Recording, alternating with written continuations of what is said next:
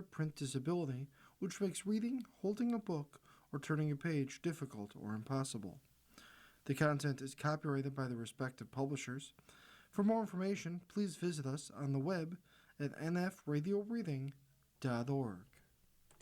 This is Patricia Mary, and for the next hour, I will be reading from the Saturday, Sunday, June 20th and 21st issue of Off Duty from the Wall Street Journal on the Niagara Frontier Radio Reading Service.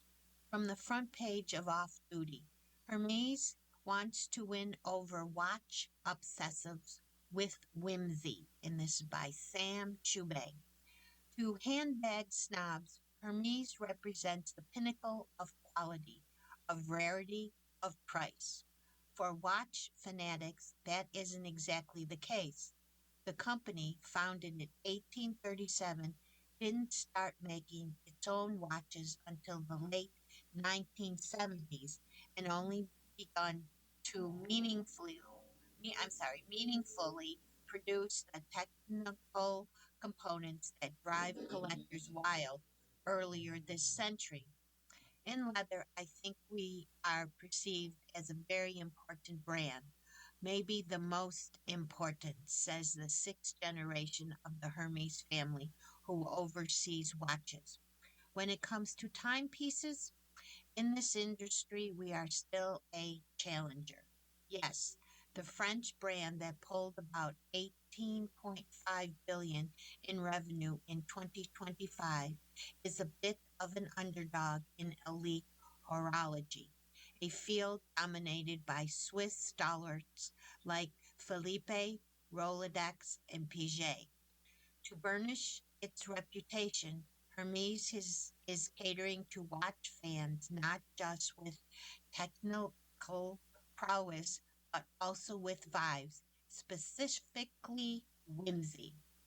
The Aratu Rocabar de Re, for example, features a painted horse on the dial, one that sticks out its tongue at the push of a button. We are not in the competition of having the most accurate, the most precise measures of time, says the owner. We always try to have something, I would not say fun, but witty, different, unexpected. That approach has shown promise. Each year from 2021 to 2023, Hermes year-over-year watch sales grew by double digits before declining in 2024 and 2025 amid a broader downturn in luxury spending. Fervent collectors are typically drawn in by legacy. The Rolex Daytona owns a lot to Paul Newman, and by complicated craftsmanship that can, for instance, track multiple time zones. Hermes' most popular watches check those boxes, but their selling point is the artisanship and handiwork that defines the brand's other goods. The company's ultra high end Marquise d'Art watches borrow skills and techniques like leatherwork and wood marquetry from its other owners. They have the best straps in the world, period, says Jeff Hess, global head of watches at Sotheby's. In 2015, Hermes brought its leather straps to the masses, partnering with Apple on a signature design for the tech company's namesake watch, which would go on to be one of the most popular timepieces around. Hess, a longtime collector of watches from brands like Rolex and Parina, is a somewhat recent convert to the Church of Hermes. A few years ago, he saw a post on a watch blog about the Marquise d'Art piece and was bewitched. Patterned after a famous Hermes scarf, the white and pastel watch features a bird-shaped gondola and a few hot air balloons, not your typical collector's bait. I was taken back by the whimsical, playful beauty of this clearly handmade and hand painted dial that I was staring at, Hess recalled. The watch wouldn't be ready for a year, but he put in his order for $63,200 for anyways. For Hess, who sees no shortage of remarkable watches at his day job, it was an eye opening purchase. I think the average watch collector may not recognize how special these pieces are, he said.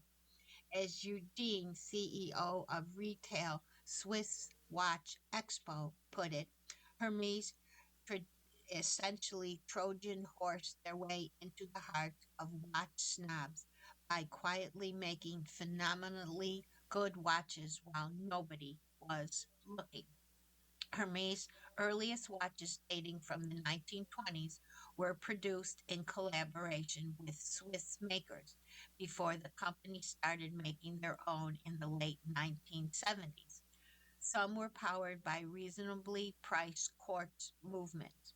In the early 2000s, the brand upped the production of its own mechanical movements. Quartz powered Hermes watches like the long running Cape Cod start at under $4,000, while the most labor intensive versions run into six figures. Among serious collectors who tend to prize watches with battery free mechanical movements, Hermes quartz powered era put the company in the category of luxury fashion brands that produce watches as opposed to blue chip watchmakers. Historically, a fashion watch, which has been used as a kind of a projector term, says Eric Q, co founder of the watch auction site Lope This. Shortly after joining Hermes' watch division in 1997, Hermes decided that the company's commitment to what he called ultimate craftsmanship gave it a duty to start making its own mechanical watches. Hermes acquired a stake in the movement maker Macher manufacturer Fleury in 2006 and eventually added producers of dials and cases. Now, all of its watch production, movements, cases, straps is done in house in Switzerland. As they started introducing these in house movements, they started being taken a little more seriously, Q says. The H08, a more conventional Hermes sports watch, complete with mechanical movement and a rubber strap, has grown in popularity with collectors who might otherwise opt for a Rolex. But Hermes prides itself on pushing a little further than merely telling time. Its unusual Le Temps Spendu watch allows its wearer to push a button and stop time. A sub-dial on the Lee Thames Voyager model orbits the entire watch. The whimsy is essential, he says. Otherwise, why go to Hermes? From the Rumble Seat by Dan Neal. You were right to hate EV pickups. Automakers want a second chance. The first generation of mass marketed electric pickups ended in financial disaster. As automakers try again with smaller designs, consumers are right to ask what will be different this time. The answer? Almost everything. In the yet unwritten history of electric pickups, the Tesla Cybertruck would appear around the end of Chapter 1, when things look their darkest and dumbest. First delivered to customers in 2023, Tesla's stainless skinned knife edge pickup went on to become about as popular as tetanus. Propelled by CEO Elon Musk's inevitable charm, sales collapsed after the first year. Resale values also cratered as few wanted to rehome Musk's troubled team. At the end of Chapter 2, roughly December 2025, Ford Motor Company announced a record 19.5 billion in EV related losses, mostly owing to the Edsel-like failure of its F-150 Lightning pickup. Meanwhile, in a boardroom across town, GM was writing down its own $6 billion loss. At this point, consumers could have easily concluded electrical pickups were never going to happen.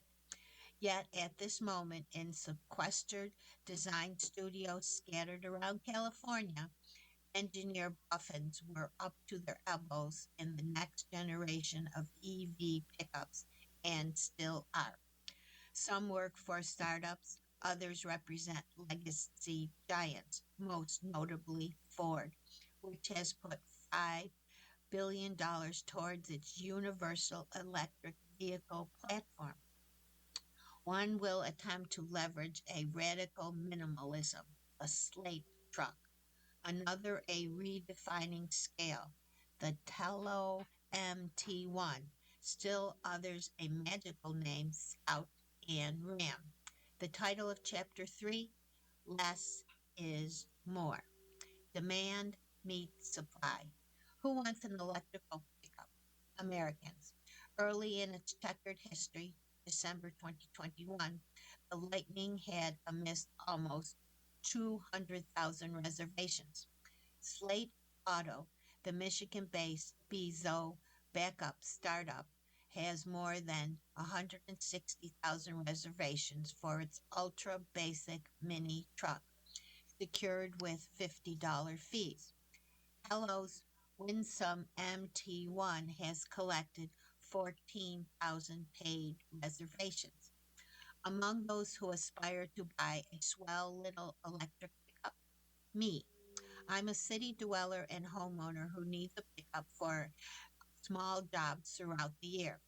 Leaf litter in the fall, mulch in the spring, dorm room moving 4 times a year, but no big ones. Considering that millions of Americans buy pickups for daily transportation, it's natural to wonder why Tesla or Ravon didn't start with a pickup. Because pickups are hard. They are built to meet sky high expectations of towing, hauling, and cargo versatility. As a result, they are heavy, typically between 4 to 6,000 pounds, with steel frame rails, a reinforced suspension, and solid axles, also having large frontal areas with an open cargo bed. The typical pickup design generates high aerodynamic drag, a factor that increases consumption proportional to the square of the velocity. The combined effects of high curb weight, high rolling resistance, the tires, and high speed drag straight up murders range and towing. Lightning, for example, could manage up to 300 miles on its 123 watt battery pack. But once users hook up a boat or a trailer, ranges could drop into the hundreds. Making matters worse, the battery pack was expensive, on the order of $30,000, putting the Lightning out of reach of the very customers Ford was courting. Fewer parts, better parts. Ford's Universal Electric Vehicle Platform, the UEVP, on which the next EV pickup will be built, is in many ways a compilation of hard lessons learned with the Lightning. At a fundamental level, the Lightning erred in attempting to be a traditional American pickup, with all the size and capacity, but with a fraction of the available energy on board. Alan Clark, the head of Ford's UEV program, said his team focused on a single, subtle principle. Instead of making the battery pack bigger and more expensive, find ways to keep it small and inexpensive as practically possible. Clark's team has spent the last 2 years sweating grams, watts, millimeters, and pennies from every component, system, or process over and over. Every decision centered on how much we can reduce the size of the battery.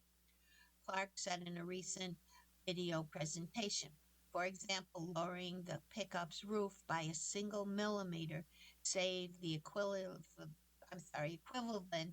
$1.30 in battery costs. Clark's team often had to sweep away the last vestiges of legacy car building. Engineers managed to reduce the number of parts in the front and rear body structures to just two, using large and intricate aluminum casting, similar to those pioneered by Tesla.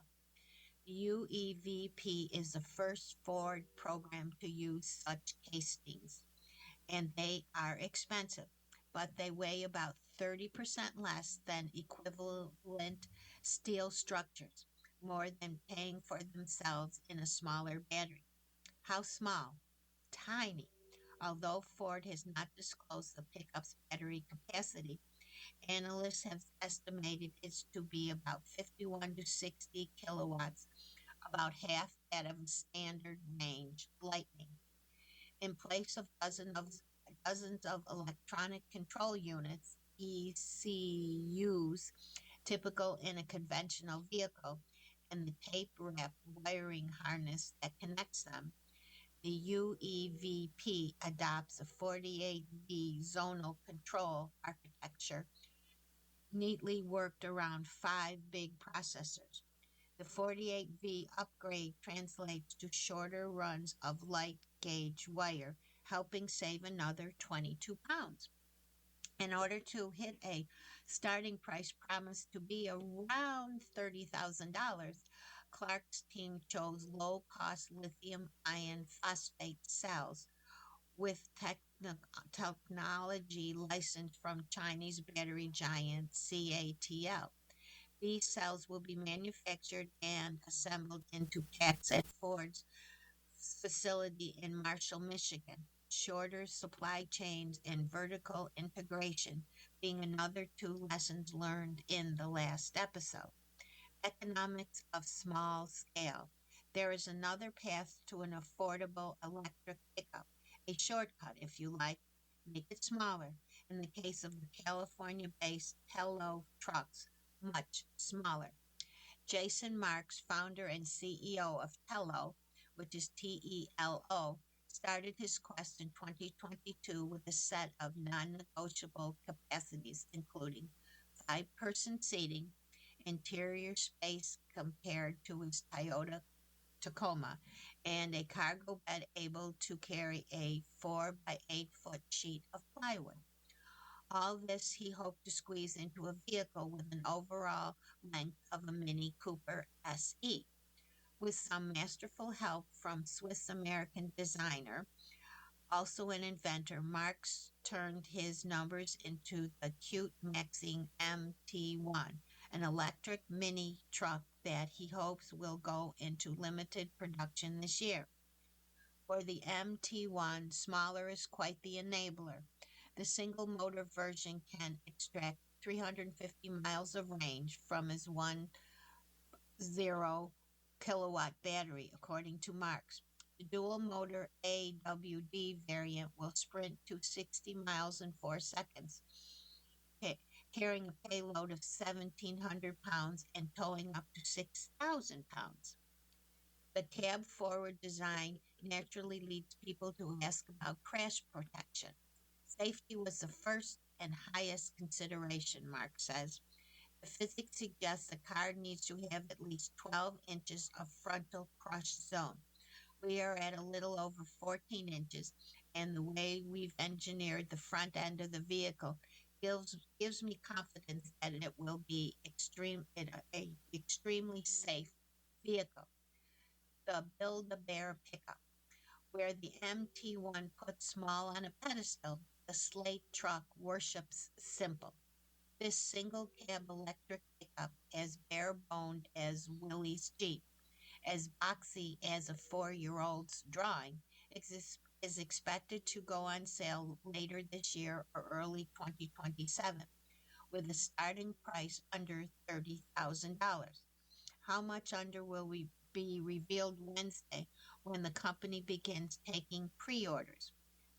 Founded 4 years ago and headquartered in Troy, Michigan, the Jeff Bezos backed startup initially counted on federal tax credits of 7,500 for EVs, allowing the company to talk up a starting price under $20,000.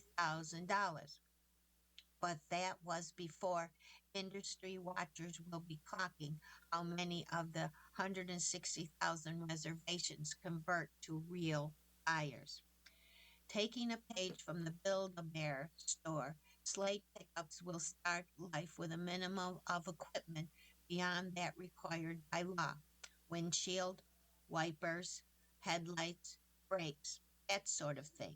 Some of the typical standard features not included: audio system, power windows, manual crank windows are standard, and alloy wheels. It will come with a 17-inch Steely standard.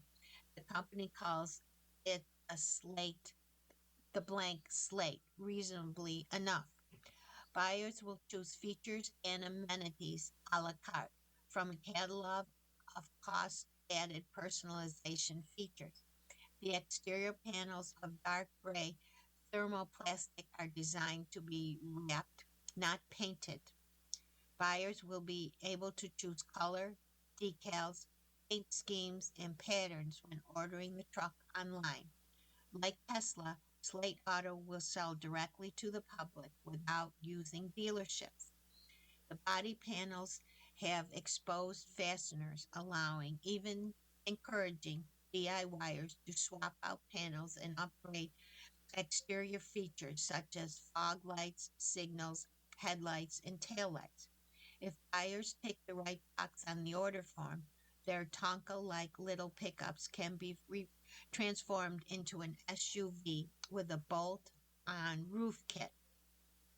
Fitted with a rear-mounted 201 horsepower motor and a 53 kilowatt battery pack, the Slate truck is targeting 150 miles of range. An optimal long range battery pack, 84.3 kilowatts, will extend that to 240 miles. The battery can charge up to 120 kilowatts, restoring 20% to 80% of charge in 30 minutes. Not every automaker stepped forward, some stepped back. Stellantis has been preparing an all-electric Ram pickup for the U.S. market, but canceled it in favor of an extended range version using a gas-powered V6 as an onboard generator. GM has no plans to cancel its Chevy Silverado EV or GMC's Sierra EV pickups. However, in April, the company announced it would postpone any replacement. VW's group reboot of the Scout brand was initially set to be all electric. However, engineers were sent scrambling when the firm's fast track EV version of the Traveler SUV and Terra pickup required extending re engineering and delaying Scout's relaunch party. At least one more EV pickup could be headed our way soon, though it remains officially unconfirmed. Rivian, maker of the R1T truck and the R1S SUV, has just released its mid-size R2 SUV.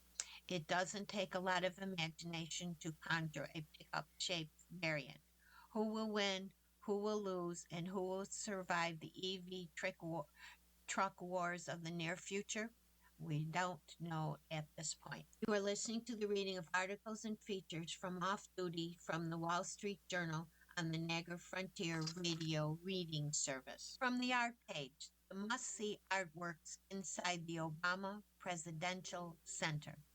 A short list of artworks handpicked by the former president now dot the 19.3-acre campus in Chicago, and this is by Kelly Crow. With the Obama Presidential Center set to open to the public on June 19th, curiosity is mounting about what visitors will encounter inside and around the center's towering main building designed by architects Todd Williams, and Billy Teason. Already the structure has a nickname, the Obamalisk. Located within a 19.3-acre park on Chicago's South Side, the campus includes a branch of the Chicago Public Library, a slight deviation from presidential traditions, along with a fruit and vegetable garden, basketball gym, auditorium, restaurant, and 30 barbecue grills. The centerpiece is the soaring museum building, whose 4 floors of exhibit chronicle the life and career of the two-term president. Don't want to buy a $30 adult tickets? Visitors can see 23 works of public art free throughout the museum and campus.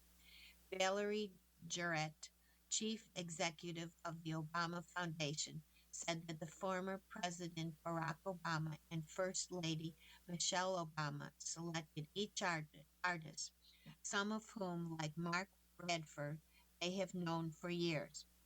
Bradford's 3-story map mural, City of the Big Shoulders, hangs on the west wall of the museum's atrium.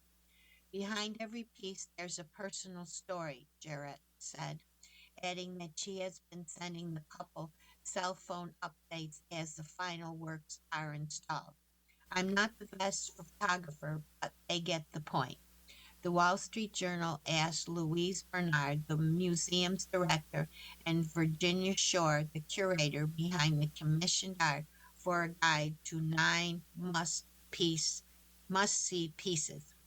Now, the first piece is a Julie Metrutu Uprising of the Sun.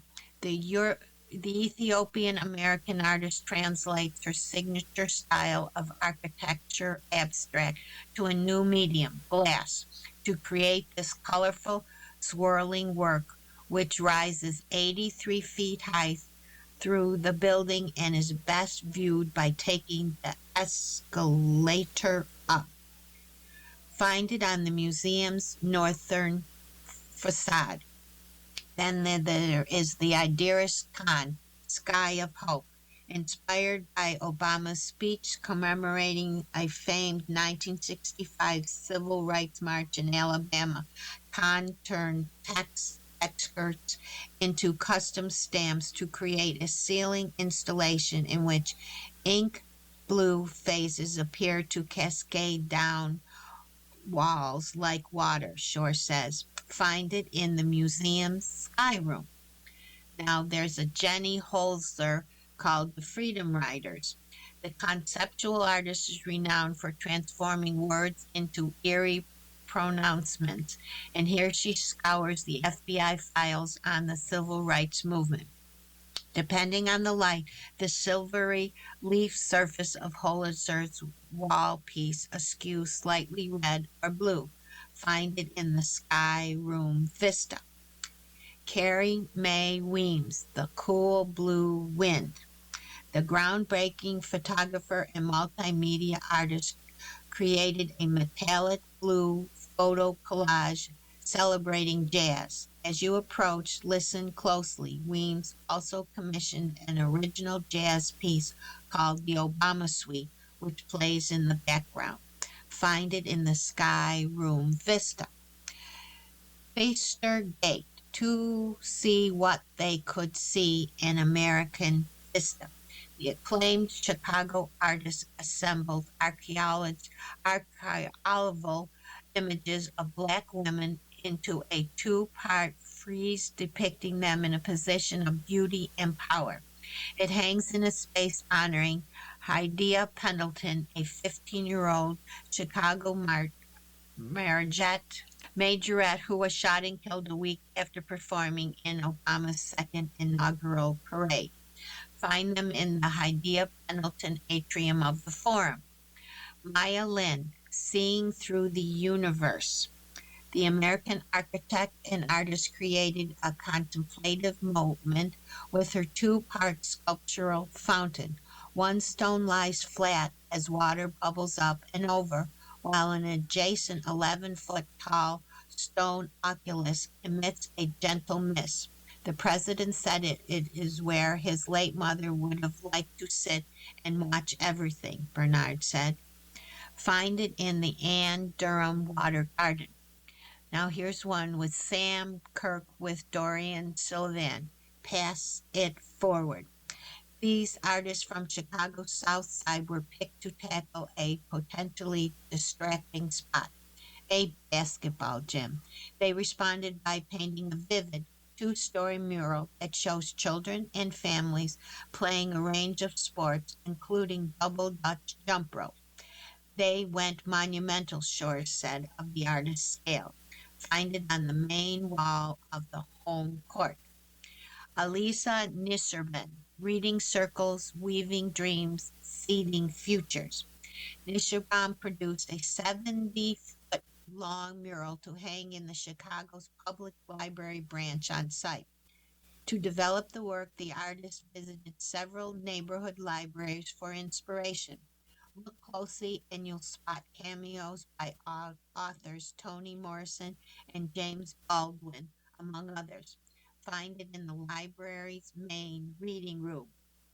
Rashid Johnson, Broken Crowd, the President's Audience. Johnson is prized for his broken men grids of anxious, seemingly mask-like figures composed of shards of ceramic tile, mirror, shells, and wood.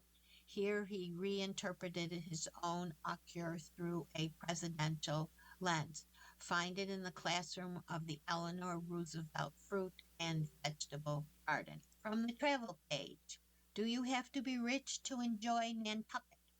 Nantucket has become known for its beachfront real estate and fancy marinas, but a quieter, more laid-back version of the island exists if you know where to look. And this is by Hannah Sigelson. In Moby Dick's, Herman Melville describes Nantucket as an ant hill in the sea, an isolated outpost for whalers and drifters. Today, 175 years later, private jets crowd the airport every summer, and locals joke that the Massachusetts island is a place where billionaires go to escape millionaires. There's some truth to that. Where beach shacks once stood, now you'll find estates hidden behind hedges and marinas packed with yachts. But another Nantucket exists too, one of quaint cobblestone streets, sunsets that have to be seen to believe, and secluded beaches where you can spend hours without seeing another soul. Here's how to enjoy the island without buying a six-figure membership to the golf club. Get outside. Nantucket's greatest appeal has always been its natural beauty. The good news? Much of that can be enjoyed for free. Even some of the resident billionaires have to share their beachfront property, since much of the 82 miles of beaches are open to the public. About 50% of the island is held in permanent protection from development. For when you need a little help interpreting what you're seeing, the Maria Mitchell Association, a science center on the island, hosts regular expert lead bird walks for $35 a person. Come nightfall, the foundation also puts a free look up stargazing program from its observatory, taking advantage of some of the darkest skies on the eastern seaboard. When the weather cooperates, take to the sea by paddle boat or kayak, easy to rent from Sea Nantucket. The waters off Jetties Beach and Steps Beach, both open to the public, are generally calm, ideal for beginners and families. And Sea Nantucket is spelled SEA. To get around, a car helps, but it's not totally necessary. Wave, a public jitney, runs routes all over the island and is free through the end of 2026. Alternately, rent a bike, one of the most pleasant ways to navigate the island. From Young's Bicycle Shop for around $49 a day. On the island's extensive bike path network, you'll pass through wetlands, ponds, and open meadows. Accommodation for your budget. Sky-high prices at Nantucket's hotels and restaurants are driven by the island's lopsided year. Peak seasons last only 2 months, July and August, putting enormous pressure on homeowners to earn most of their income in just 8 weeks. During that time, rentals are easily run $25,000 a week before taxes for relatively modest 3 to 4 bedroom homes. Plan ahead and think outside peak summer.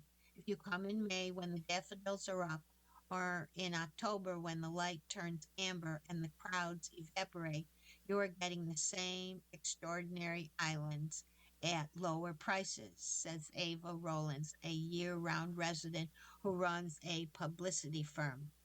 The secret is out that fall is the best time to come, says Brad Giddy, co-founder of the Blue Flag Capital, which owns 5 hotels on the island, including the recently renovated Brass Lantern Inn.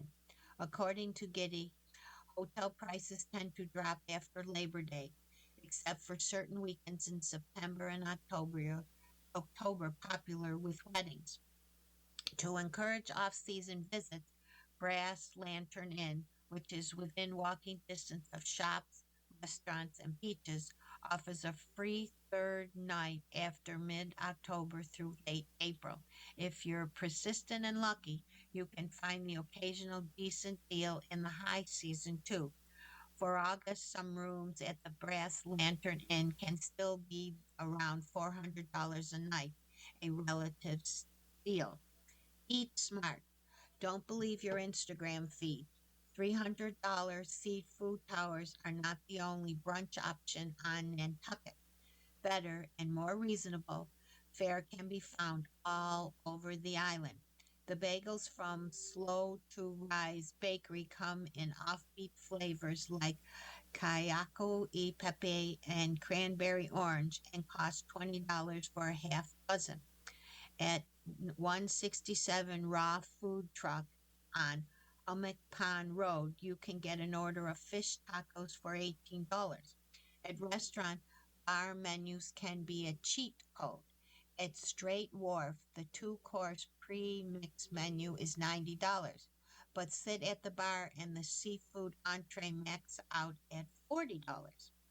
The Sandbar, adjacent to the parking lot of the Jetties Beach, is a casual beachfront restaurant that serves fried shrimp baskets, calamari, and turkey sandwiches for around $20 a pop.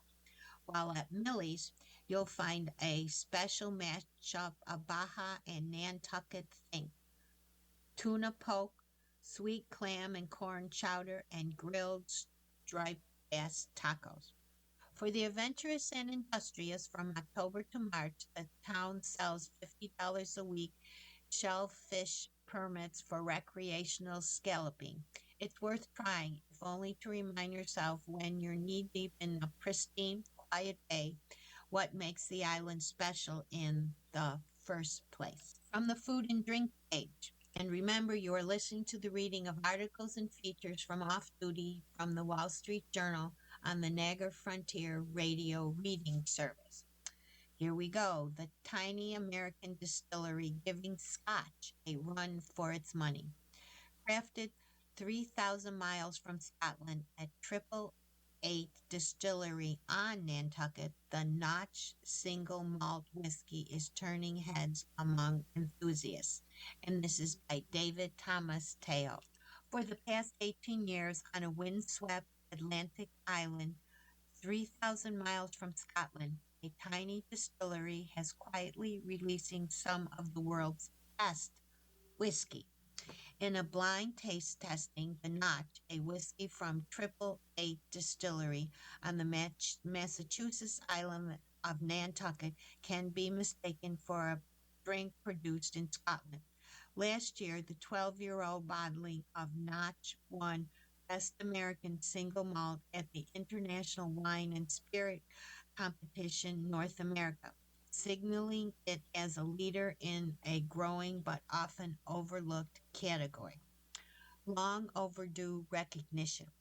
In American whiskey, bourbon, made primarily with corn, reigned supreme, with a rye a distant second. Distillers have been making single malt whiskey in the U.S. at least since the 1990s, but the federal government didn't even recognize America's single malt whiskey made from 100% malted barley produced at one U.S. distillery as a spirit category until 2025. Triple Eight distilled its first whiskey in 2000 and introduced its first bottling called the Notch, Notch, in 2008. We wanted to have a fairly well aged product before we started to release anything, says Randy Hudson, Triple Eight's co founder and master blender. Despite its name being a not Scotch, the Notch has a complex, fruity, aromatic profile that ends with a bunch of spice. That makes it closer to a Scotch from Scotland's Speyside region than most other whiskies produced in the US. When it first appeared on shelves, most of the country wasn't clamoring for domestic malts, and so the Notch arrival went largely ignored by a bourbon swigging public. That started to change in 2010 when John Ramsay, who oversaw blending for the Scotch distilleries Macallan, Highland Park, and Gonath, took notice. After tasting the Notch, Ramsay joined the Triple Eight team as a consultant. Around 2015, Triple Eight began accruing recognition, and a steady accumulation of awards hasn't slowed since. The best single malt in the country, and that's not even a close second, says Owen Martin, the master distiller at Kentucky's Angel Envy, who formerly oversaw productions at Colorado Strahan's, another single malt distillery. A recipe for success. For decades, Triple Eight has used off grain fermentation, separating solids from the liquid before fermentation, and double pot distilled its whiskey, both common techniques for single malt producers. In recent years, though, it has also started using column distillation, a process more common with styles like bourbon, which yields a lighter spirit. The rare combination of off grain fermentation and column distillation offers yet another lever to pull when it comes to modulating flavor. But Notch's main differentiator from its American competition, the environment. Nantucket has a relatively mild climate, with temperatures moderated by the Atlantic Ocean and the Gulf Stream, drawing comparisons to certain islands of Scotland. To lean into the weather, Triple Eight uses dirt floored open air warehouses that invite contact between aging barrels and the salty coastal air. I think that the Notch is the most Scotch-like American single malt in flavor profile, says Adam Polanski, co-founder of the bottling house Lost Lantern Whiskey. In a blind testing, unless they're an expert, people would be hard-pressed to know that it is not a Scotch. Delicious to drink, hard to find. Now a company runs independent from Kisco Brewers. Triple Eight fills between 100 to 200 barrels a year, a volume major distilleries can match in a day. This diminutive scale, along with lengthy fermentation processes and a fondness for hard to find barrels, can translate to sticker shock at the liquor store. The Notch's 8, 12, and 15-year-old single malts retail for 250, 350, and $500 respectively. The whiskey is also notoriously hard to get a hold of, with limited East Coast distribution and just a handful of specialty online realtors, including Seelbach's, Seelbach. High prices and limited stock, coupled with the lower profile of American single malts, can make it tough to grow a following. The American whiskey market isn't making things easier as the producers fight for softening demands and an overabundance of product, particularly bourbon. For Martin, a key to growing American single malt is convincing drinkers to embrace variety. If Scotland can't emphasize very small differences between Speyside and Highland style Scotch, what's more fun than showing off variations between Seattle, Colorado, Texas, and Nantucket? Your passport to global single malt whiskey. The U.S. isn't the only producer of single malts outside traditional powerhouses like Scotland, Ireland, and Japan. Here are some others to look out for. You have Taiwan, New Zealand, Australia, and India. Here's a page on film. The Odyssey sparks ticket mayhem and a scalper's bonanza. Fans are scrambling to find tickets for the deluxe showing of Christopher Nolan's new IMAX film, experiencing long lines and scalpers selling tickets for around 10 times the original value. And this article is by John Jurgensen. Hours long wait lines on gridlock ticketing websites. Stressed fans freaking out online. Resellers flipping tickets for around 10 times their face value. It's not a scramble for the latest Harry Styles or Olivia Rodriguez's tour. It's a chase for the prime showing of The Odyssey, director Christopher Nolan's retelling of Homer's epic and first Hollywood feature shot entirely on IMAX cameras. The ticket buying frenzy for live music has now come to the movies. Despite cinema buffs are going on real life odysseys to secure seats in the first deluxe screening, including showings at 7 a.m. and 3 a.m. on opening weekends for the Odyssey next month. When spots in premium format theaters went on sale last week, ticketing sites including Fandango and AMC theaters faced a bottleneck of traffic that resulted in buyers reporting malfunctions and marathon waits. Last Thursday at noon in New York City, Enrico Po was poised on his laptop when tickets became available. He didn't plan on a 3 hour saga. It was me just getting caught up in this vortex, said Poe, 29, whose flexible schedule as a writer allowed him to devote a weekday afternoon to the quest. He got stuck in virtual waiting rooms and encountered error messages on several ticketing sites. After trying for 2 hours and scouring Reddit for tips, Poe leaped on a lift to an AMC theater on the Upper West Side where he joined the growing line. After another hour of waiting and watching employees reboot ticket kiosks, Poe snagged I'm sorry, decent seats. He had to settle for the fifth day of release, Monday at 10 p.m., for nearly the 3 hour movie. Fandango said first day Odyssey ticket sales were 10 times those for Oppenheimer, Nolan's previous release. AMC Entertainment referred to a post on X from its chief executive, Adam Aron, in which he apologized for long wait times. Fortunately, we still have millions more seats available for less in demand showings, he wrote.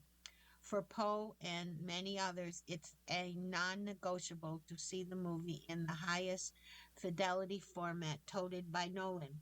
The AMC Lincoln Square 13 offers the largest of New York's limited number of IMAX screens, and it's the only one in the area that combines IMAX with 70 millimeter film production.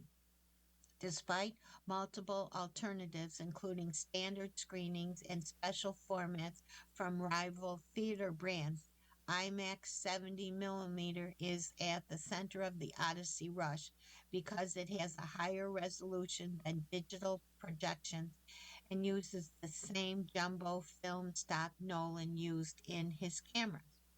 As studios and theaters struggle to bring in casual goers, the industry is capitalizing on those who will pay steeper prices for ultimate picture and sound. The outsized demand has been fueled by an online hype cycle more often seen with the release of limited edition sneakers. Scalpers didn't waste any time. Some opening weekend tickets that initially sold for around $30 have been reselling for around $250 per pair on eBay.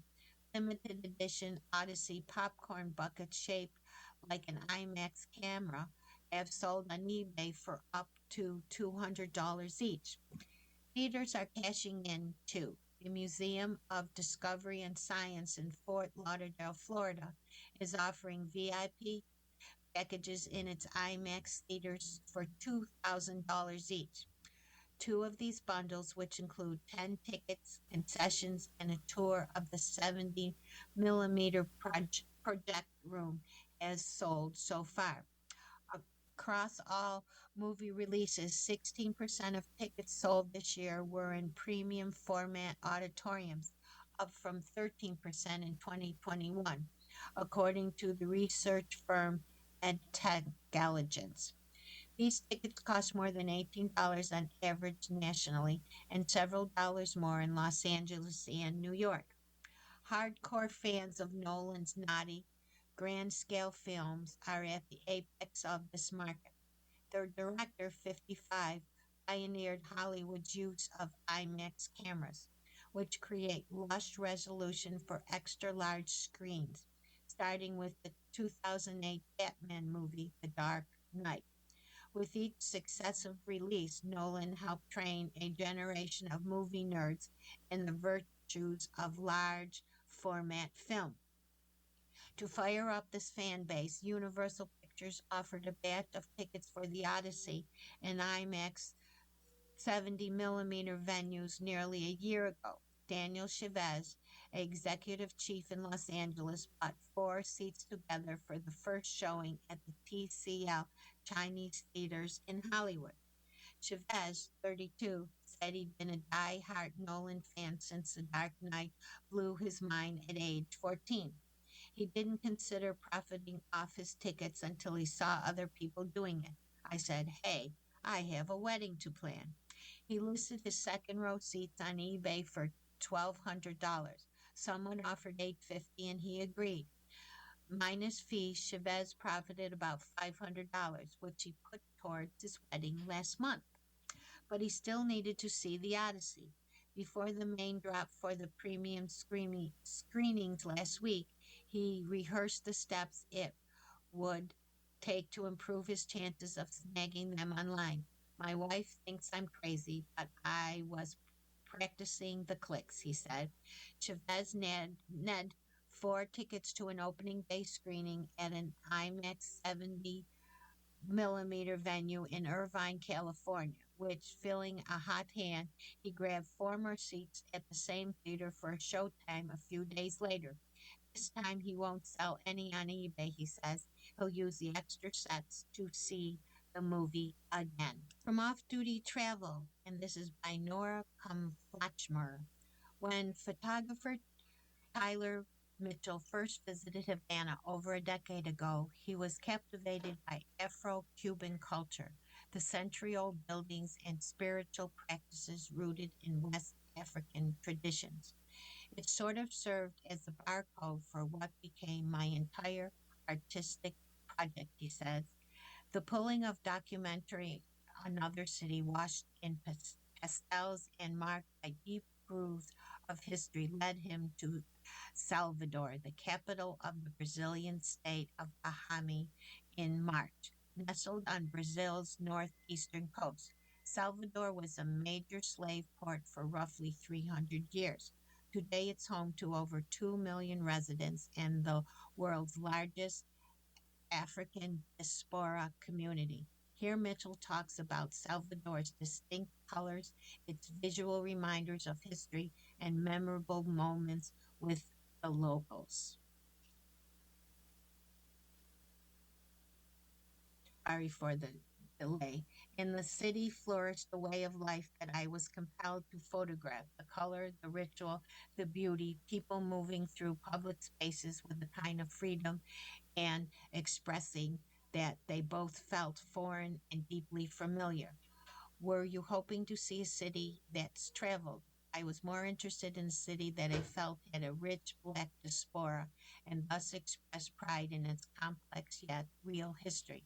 Being from Atlanta, which is a city very much with a sense of black core and pride, I wanted to explore the threads of connection and the differences between Salvador and the city that I grew up in. What inspired you there? The young woman I photographed in her nail salon had matched herself entirely to the space, and the pride and the beauty she took in it was visible just standing in the doorway. Our interaction didn't need much language. Our exchange was mostly wordless but totally understood and felt like the trip in miniature. I was seeing the patient's pace with which each person moved. It felt like a privilege. What are the colors like? The palette is pastel and soft wash, mixing with bolder tones, but everything is not back, never loud, not a rainbow, more a soft spectrum.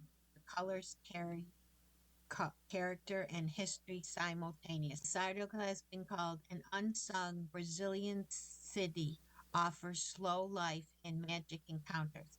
The colorful city of Salvador has long been a photographer Tyler Mitchell's bucket list.